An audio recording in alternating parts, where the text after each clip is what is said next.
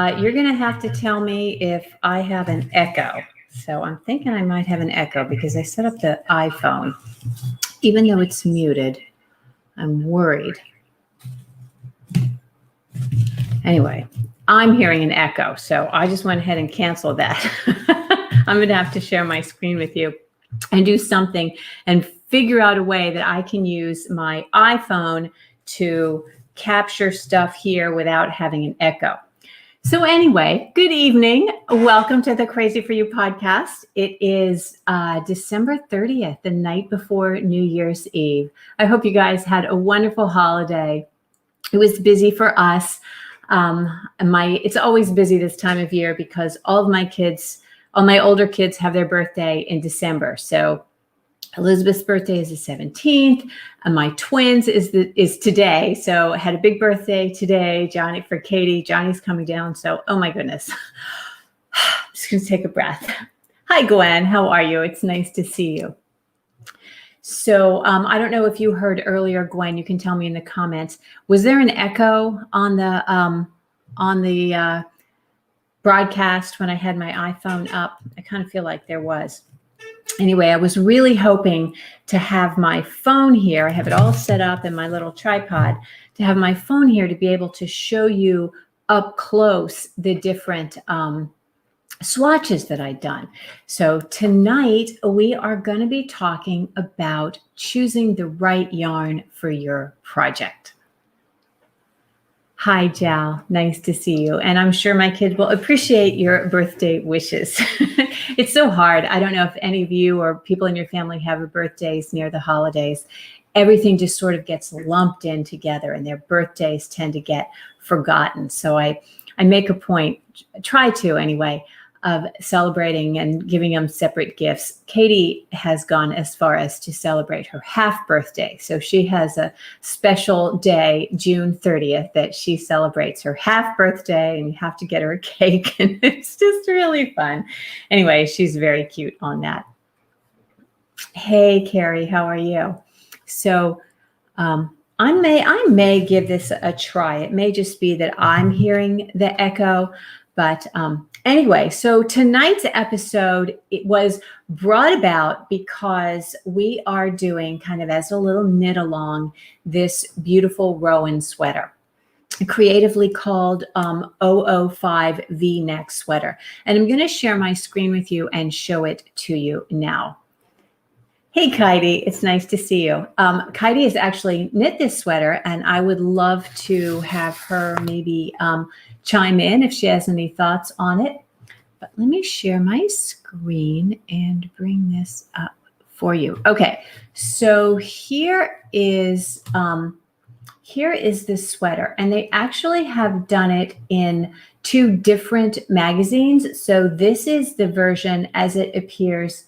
Let me get this full screen. So this is the version as it appears in the Merino Aria Rowan Soft Boucle book. And here it is shown in the Merino Aria in the color velvet. It's really lovely.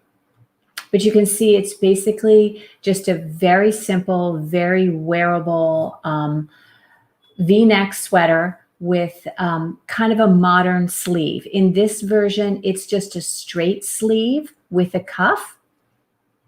And here's another picture of it. Very pretty, I think. And then here's the other version of it. And they show this one in 2 strands of Rowan Alpaca Classic held double. So there it is in the gray. You can see again, it's a very classic V-neck with a drop shoulder, very easy fit. Great deal of ease in that. Hi, Sarah. Nice to have you.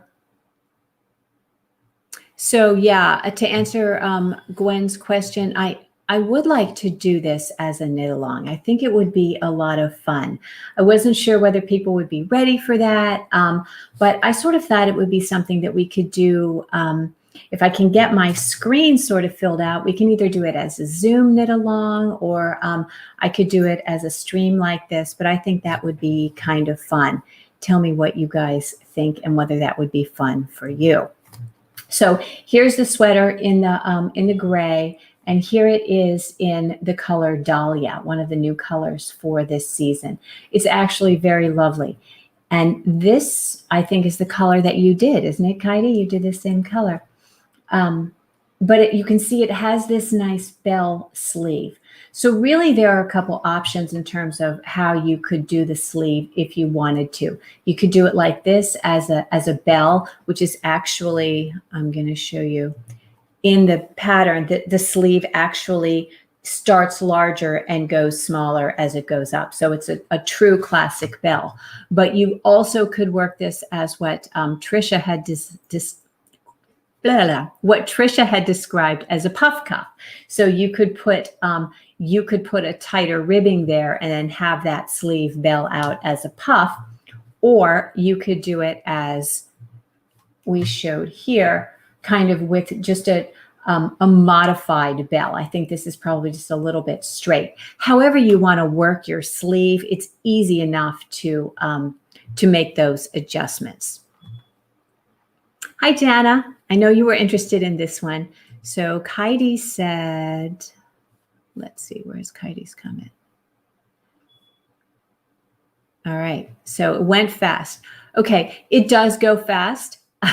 Probably won't go as fast for you as it did for Kaidi, because Kaidi's a speed knitter. She's a really great knitter and she knits really fast. So yeah, and it fits great. Yep. So I think this is going to be a lot of fun. And what I thought we would do tonight is kind of talk about the different options for yarns and what they look like. And let's see what Jal has to say. Okay, in the color Eclipse, which is a very dark blue, I've come to find out. Isn't that right, Jal? Eclipse is the dark blue. Love Jal. I sent her the wrong color. She ordered Eclipse, and I was just sure that Eclipse was the black, and it wasn't, so I sent her the wrong color. Oh my gosh. Anyway, so yeah, you can definitely adjust the sleeve if you'd like to. Yes, I love it when you guys talk to each other. This makes me so happy. You know, I've been writing the newsletter that is not going out. Obviously didn't go out Tuesday. I'm going to send that out on New Year's Day. But, you know, the community. So it just makes me feel so happy during these lives that it's not just me talking, you know, it's you guys engaging with each other. So yay, I love that. So I personally like the bell sleeve. I think it's very pretty. It's very modern. It is not the least bit functional. If you're cooking, it is extremely impractical, but I just roll it up, you know, or I put a sweatshirt on over it, or I just take the thing off because it does look great. And, you know, sweaters like this are maybe not meant for frying bacon, right? So there's that. Okay, so on to what we were going to talk about, which is how to choose your yarn. So obviously the first thing, and not just for this project, we're not just talking about how to choose yarn for this particular project, but how to choose yarn for projects in general. And we'll just use this project as the context around which we'll talk about choosing yarn. So I have my notes here. So obviously, I want to make some assumptions about choosing yarn for a project. And the first assumption I'm going to make is that you have a pattern, okay? So when you are designing your own sweater, all of the guidelines about choosing a yarn and all of this go really out the window because the yarn is the starting point typically, and then you're designing it based on the fabric that you like creating the yarn. So that's not the context that we're talking about. We're talking about a context where you have a pattern with a stated gauge that you need to meet in order to have that garment fit you, right? So that's the first assumption, that you're working from a pattern. And the second assumption is that you want the fabric that you're creating in your sweater to look like the picture in the pattern. Okay, so you can certainly knit this garment in a single strand of kid silk case, okay, which is a very, very fine lace weight brushed mohair and silk. I think you're all pretty much familiar with the lace weight mohair silk. It's very, very fine. You certainly could knit this in that, but you wouldn't get anything close to what the fabric or what the pattern looks like. So the second assumption is that you want a fabric that resembles the fabric in the picture that the designer intended, okay? Again, we're knitters. We can do whatever we want. We can knit anything in anything as long as we like it. But in terms of choosing the right yarn for this pattern, those are the assumptions that we're going to go with. Is everybody on board with that? So obviously the first thing you need to look at is gauge. So the gauge for this pattern is 14 stitches over 4 inches.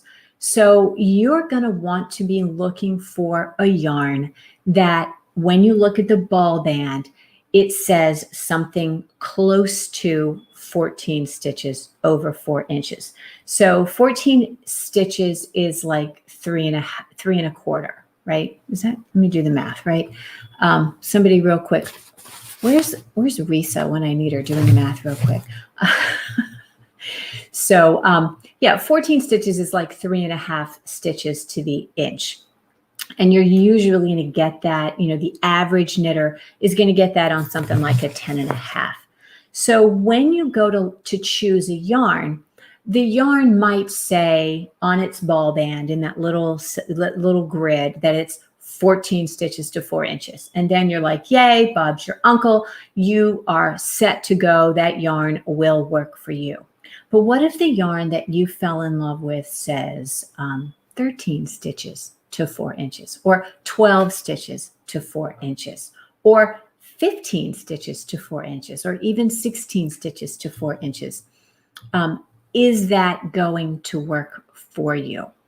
So in a word, you're just going to have to swatch it and find out. I did swatch several different yarns for this tonight to show you how it looks. And I swatched one of them that isn't probably bulky enough, and I'll show you what it looks like. But what else did I want to tell you about? So if you are swatching and your fabric, if you're swatching a yarn and the ball band doesn't say 14 stitches, it doesn't mean that it won't work. It really could work. You know, something that says 15 stitches to 4 inches or 16 stitches to 4 inches absolutely could work for you. It might be a little bit more open, just slightly more open.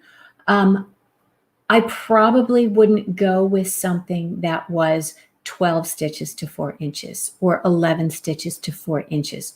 And here's why. When you make something that is maybe a little bit lighter gauge, you can sort of get away with that. You know, this is a big garment. It's kind of floaty. The drawback to having your gauge be a little bit too loose, meaning your yarn is a little bit too fine for the fabric the designer intended, is it'll be a little bit floppy, which might be okay. You know, this is a big oversized garment, and having it be a little bit floppy might be fine for you. A yarn that's too thick is going to make a very stiff fabric. And while that would be okay in maybe mittens or hat or a jacket, you know, something that you want to have a lot of structure in, that would be fine. For this particular garment, I think you want to have maybe a little less structure, erring on the side of a little less structure. So if the yarn that you've fallen in love with is 12 stitches to 4 inches or more, like if you've fallen in love with big wool, honey, I got a ton of projects you can do in big wool, but this probably isn't one of them. You know what I'm saying? So be looking for something that's 13, 14, 15 stitches to 4 inches, okay? It doesn't have to be exactly 14, but 1 stitch either side of that is probably okay. So again, you're gonna have to swatch it to know.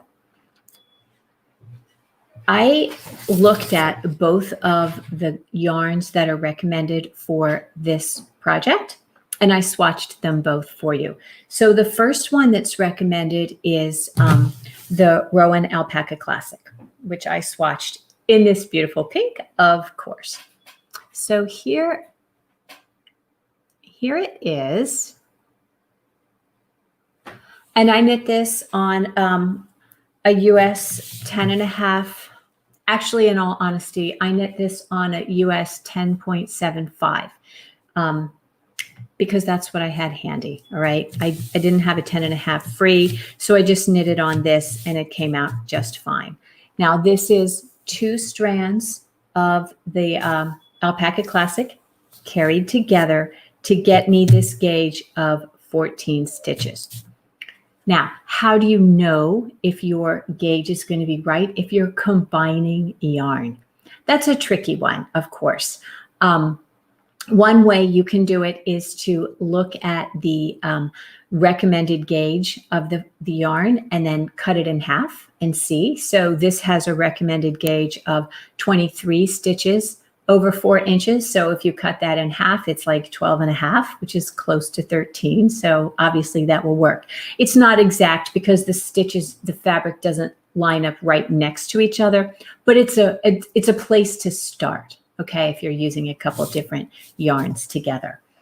The other yarn recommended for this is the Merino Aria, which is brand new with Rowan this year. And I swatched it in this beautiful cocoa brown. I did both yarns on the same exact needle. So one of the other things you want to consider when you're thinking about which yarn to choose is, what is the texture that you prefer? These 2 yarns give completely different fabrics texturally. The Merino Aria is extremely crisp. When I say crisp, I don't mean that it feels crisp like a linen, but the yarn is very, very smooth. So it has really tremendous stitch definition. You see how the pearl stitches on the side, you can really see them very definitely. It kind of pops out. Ginny did a beautiful scarf in this yarn, and you can really see the stitches. It has great stitch definition. This one has a slightly more fuzzy texture. You can see the stitches, but it's not as crisp. It's an overall softer texture fabric. So for this project, since it's just stockinette, it really doesn't matter. You might prefer the look of one or the other. If we were not using this project, if we were doing a project that had a great deal of stitch detail, fancy lace or cables or whatever, it might be more important to you to have a very crisp stitch definition, in which case you would want to choose something like the Merino Aria, where it is a very smooth fiber. Okay. This one, you can see it's brushed. It's very soft. It's very light and very floaty. They're both really beautiful fabrics, beautiful fibers, and they make beautiful fabrics. So a yarn or a fiber makes fabric. So that's my convention when I talk about it. So the overall effect of the Alpaca Classic is just it's much softer and hazier. Do you know what I'm saying? So the other thing you want to consider when you're choosing a yarn for a project is kind of the weight of it. Your traditional plied yarns tend to be a little heavier than some of the yarns that you see in the newer constructions. So both the Merino Aria and the Alpaca Classic have what I call a newer construction. The Merino Aria has a chainette construction, and we've talked about that. I have another video on chainette construction and what that's about. But bottom line is it makes your fabric very light. So this is also, it's not a chainette, it's more of a blown or brushed. So it has a much lighter feel. That might not be important in some garments, but in a garment like this that is so large, and it's an oversized garment with those big sleeves, and it's kind of a bulky gauge, the feel of it on your body is impacted by the weight of the yarn that you use. I see that Jal has a comment, so let's see what she has to say.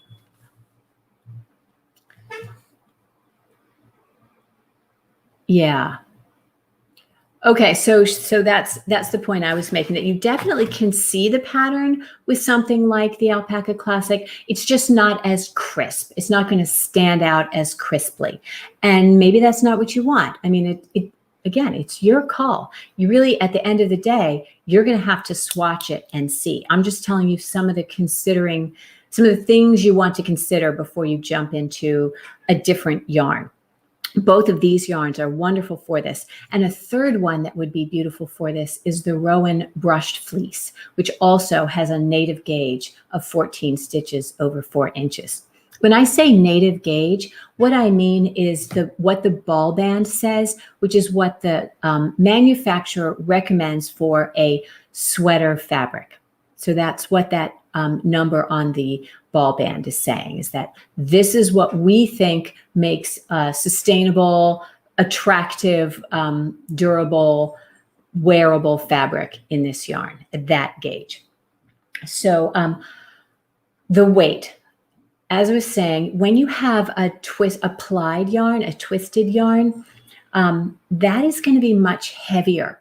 So a garment of this size, if you were to work it with something like, I don't know, Chistari Mount Vernon, which is a plied yarn, or maybe a very high twist merino, it's going to weigh more. So plied yarns, in particular, worsted spun plied yarns, don't get me wrong, there's a lot to recommend those yarns, and they're very bouncy and they're beautiful, but they weigh more than these newer construction yarns. So in a garment like this that's so heavy, and you kind of want a little bit of a floaty feel, you don't want to feel like you're wearing something very heavy, it's nice to have something like this. And you can tell whether it's a light fiber or not by how many yards there are per 100 grams. So I always like to look at that and see. So for instance, the Alpaca Classic has something like, I have that thing right here. Where did I put it?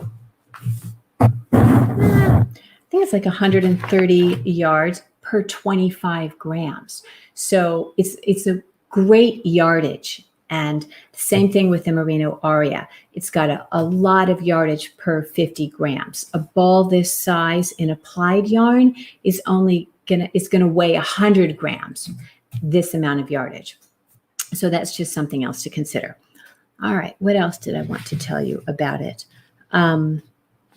So again, those plied yarns are traditional, and they're best in traditional kinds of garments. So garments that are more close fit, garments that are classically constructed, so they have more seams, which provide more structure, and they take some of the weight off you, and they're not real heavy and they're not real loose. So these modern garments like this one that are, I keep using the word floaty, but you know what I mean? They're oversized, and they have a lot of ease, and they just feel kind of weightless on your body.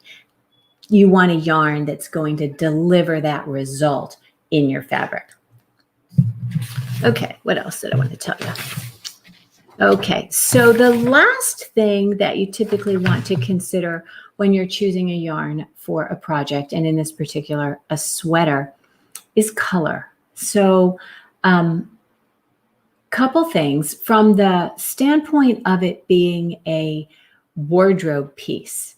What color is flattering to you? What do you really, really like?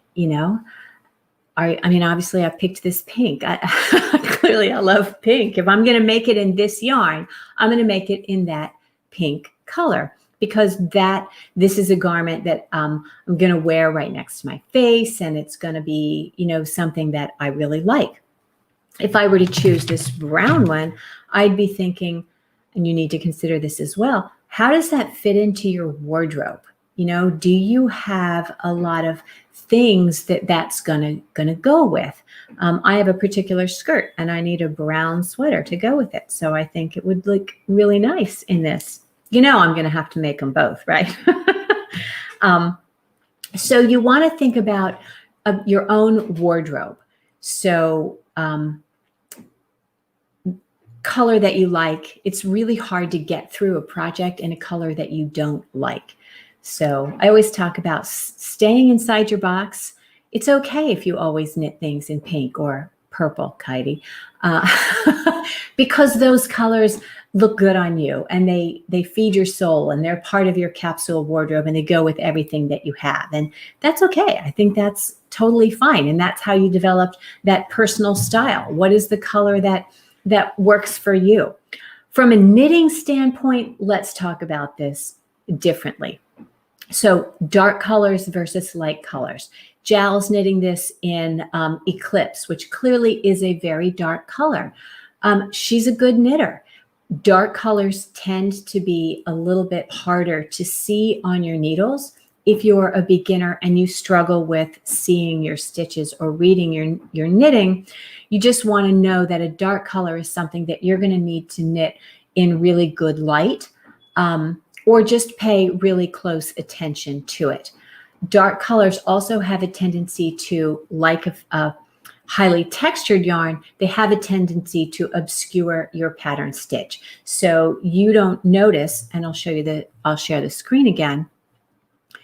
You don't notice the V-neck here on this navy blue sweater as much as you do on the gray one. You see, you can very clearly see the stitch work of that gray.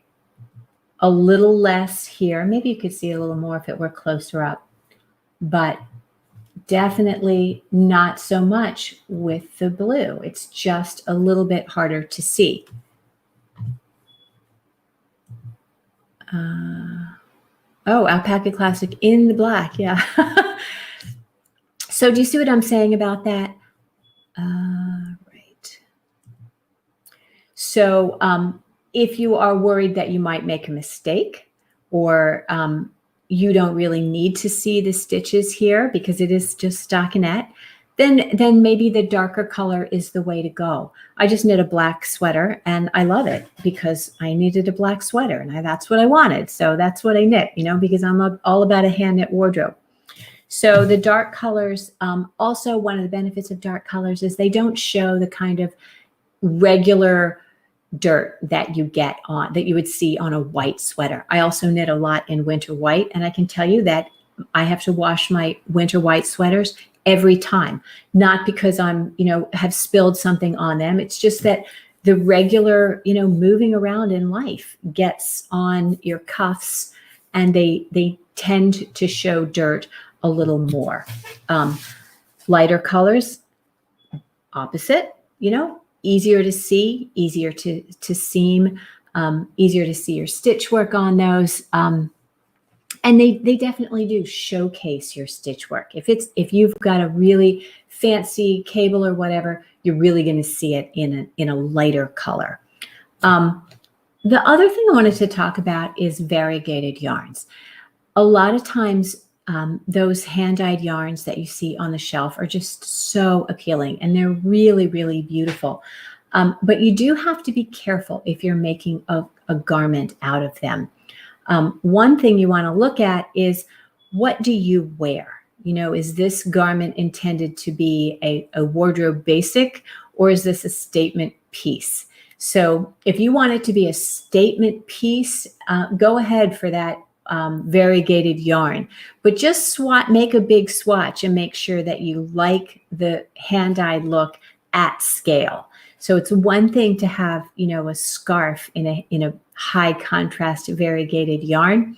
It's quite another to wear it, in a big oversized garment. So just something to think about. It's like when you're painting your wall at home, what looks to be, pale yellow in the swatch with a little chip, you put it on your wall, and all of a sudden, one of my friends referred to it as angry school bus. So you just have to be aware that things look different in a 4-inch swatch than they do in a 40-inch sweater. Okay. In terms of choosing a color, you want to think about, is this a wardrobe basic? Is this something that you're going to wear all the time? Or is it going to be kind of that statement piece again? A statement piece tends to be something in a brighter, trendy color that people notice and remember. If you knit this in navy blue, you could probably wear it every day for a week and nobody would remember that you wore that blue sweater. You'll know because you love it, but other people are probably not going to remember it. A bright color is going to be something that people will be like, oh, there's Ellen in that pink sweater again, which is fine. I don't care. But do you see what I'm saying? So the other thing you want to think about is, once you've sort of made those decisions about the texture that you like, you know that you're going to get gauge with it, you like the texture, you've chosen a color you like, buy a ball of it and swatch it, because the single most important piece, even more important than all of the other things we've talked about, is, do you like knitting with it? Do you like the feel of this fabric in your hand? Is it fiddly to knit? Does it catch? Does it split? How do you feel about working with 2 strands of yarn together? Does that bug you? Are you likely to miss a stitch with that? So those are just also some things kind of to think about when you are deciding between, Merino Aria or Brushed Fleece or Alpaca Classic, because they are all 3 wonderful, wonderful yarns. And of course, there are other yarns in the store that would work for this. I just happen to really like those 3 for this garment because, they were designed, the garments were designed for these. But as I said, a lot of other yarns will work. Only you are going to know if you like it, and you're only going to know after you've swatched it. Okay. So get a ball of what you're thinking of, get a ball of each, take it home, look at it in the light, in your bathroom, in your closet, wherever you have light that you feel is like really kind of flattering for you. Hold it up to your face, hold it up to your wardrobe. Does it fit in with the other things that you have in your closet? Do you already have something exactly like it that you knit yesterday? Because knowing me, how many gray sweaters have I knit? So just sort of look at it in the context of once you've knit it as a garment, So you have to like the process, but you also have to like the finished garment. And sometimes an unpleasant or a less than ideal knitting experience is justified because the finished garment is so fabulous. You'll put up with the fiddly bit of yarn. And that's a thing to consider too. Some yarns are not that much fun to knit, but they're so spectacular in the finished process, in the finished product, that you don't mind sacrificing a little bit on the project. So I hope that you will join me for this as a little knit along. It's just going to be a very casual, relaxed knit along. I'll do some broadcasts. We'll do some Zooms. I'll have some in the shop things. But yeah, I think it'll be fun. And what we'll do is we'll just try everything and see which one works best. I'll probably do something in the newsletter. I'll send out a newsletter. In fact, if you're interested in doing this as a knit along, send me an email or put it in the comments that you'd like to do that. And I'll reach out to you and we can talk about what size to knit, and I'll be happy to help you choose yarn for it. So more on that in the newsletter. And until I talk to you again, it will be 2021. I know we're all looking forward to a brand new, shiny new year with lots of of positive changes. And until then, enjoy your celebration on New Year's Day. The shop will be closed until Tuesday the 5th so that we can do inventory, and we'll be open after that. We still have some great deals at the shop. Lots of things are on sale on the website and in the shop. So much going on. Anyway, thank you guys so much for joining me tonight. It was a pleasure talking with you, and I look forward to seeing you in 2021. Until then, keep knitting and create something beautiful. Good night.